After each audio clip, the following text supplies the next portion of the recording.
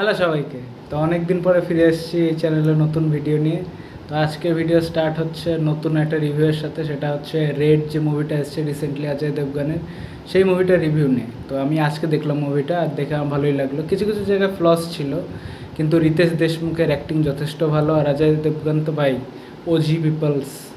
তো এবার মুভিটার আগের যে মুভিটা ছিল রেড, যে মুভিটা ছিল সেটারই কন্টিনিউয়েশন টাইপের বলা যায়। আর এটা একটু মানে প্লট টুইস্ট টুইস্ট এগুলোতে বেশি আছে এই মুভিটার মধ্যে। আর অ্যাক্টিং ভালো, মানে স্কেলটাও বড় মুভিটার। আর 1989 সালের 75th মনে হয় কেস ছিল ওনার, মানে অজয় দেবগানের কেস ছিল।